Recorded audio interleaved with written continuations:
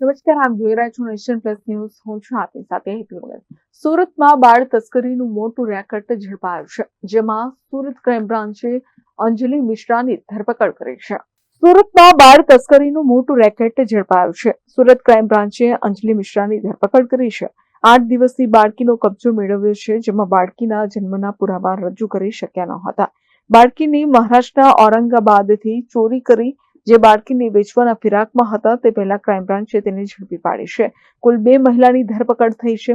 લક્ષ્મી સોનવણે અને અંજલિ મિશ્રાની ધરપકડ કરવામાં આવી છે. બંને મહિલા પહેલા આડોશ પાડોશમાં રહેતી હતી.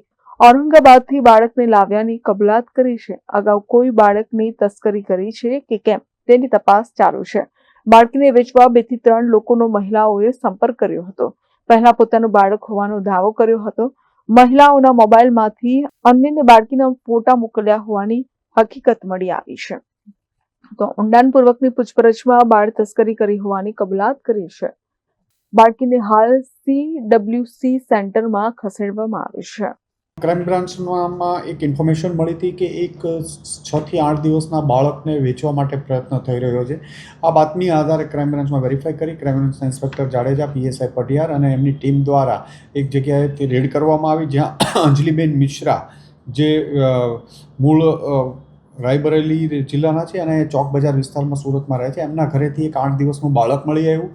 શરૂઆતમાં એમને આ બાળક પોતાનું હોવાનું કીધું, પણ એમના પોતાના 22 વર્ષ અને 16 વર્ષના બાળક હતા, એટલે એ ક્લિયર નહોતું થઈ શકતું અને એના જન્મના કોઈ પુરાવા ના આપી શકતા. વધુ પૂછપરછ અને મોબાઈલ ચેક કરતાં એમણે એક લક્ષ્મીબેન સોનવણેનું પણ નામ આપવામાં આવ્યું, જે સંભાજીનગર મહારાષ્ટ્રના રહેવાસી છે અને અહીંયા જહાંગીરપુરા રહે છે. આ બંનેને બાળક સાથે અહીંયા લાવી અને આ લોકોની પૂછપરછ કરતાં એમણે આ બાળક મહારાષ્ટ્ર ઔરંગાબાદ પાસેથી કોઈ પાસેથી મેળવ્યું છે અને આ બાળકને 2 થી 2.5 લાખ રૂપિયામાં વેચવા માટે પ્રયત્ન કરી રહ્યા હતા.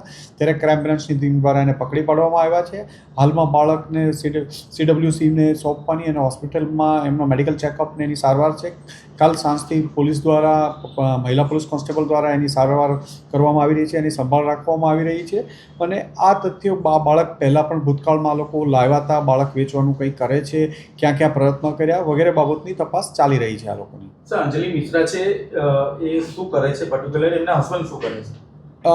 અંજલિ મિશ્રા લેબર જેવું પરચુરણ કામ કરે છે. એમના હસબન્ડ પણ અહીંયા ટેક્સટાઇલમાં કે પહેલાં હીરામાં કામ કરતા હતા. એમના બાળક પણ હીરામાં ને એમાં કામ કરે છે. 22 વર્ષનો મોટો બાળક છે અને બીજો બાળક 16 વર્ષનો છે. એટલે 2 છોકરાઓ છે. ઓનલાઈન ટ્રેડિંગનું પણ કામ કરે છે અને સાથે જે લક્ષ્મી છે એ એના હસબન્ડની ડેથ થઈ ગઈ છે. એમનું 24 વર્ષનું એક બાળક છે અને એક ડોટર છે.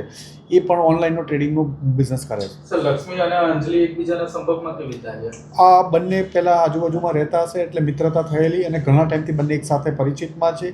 બાળક લાવવાનું કામ લક્ષ્મીના કોન્ટેક્ટથી અંજલિ લાવી છે. બંને સાથે લેવા ગયા હતા ઔરંગાબાદ અને ત્યાંથી લાવ્યા છે.